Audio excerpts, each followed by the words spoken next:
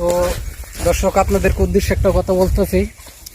আপনারা যারা এখানে আসতে চাচ্ছেন বা দেখার জন্য অনেক আগ্রহ করেন, তাদেরকে বলি শুনেন।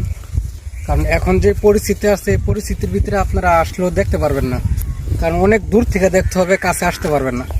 কারণ যে পরিস্থিতি দুই দেশের, ইন্ডিয়া বাংলাদেশের যে পরিস্থিতি নিয়ে সংঘাত, এই সংঘাতের ভিতরে এখানে আপনারা আসলেও দেখতে পারবেন না, আসতে দিবেন আপনাদেরকে। বাংলাদেশের বর্ডার গার্ডও আপনারা বাধা দিয়ে রাখবে।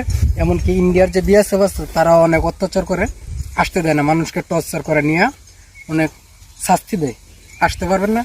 তো যারা দূরের থেকে আসবেন তাদেরকে উদ্দেশ্যে একটাই বলি, আপনারা এই পরিস্থিতিতে না আসাটাই ভালো।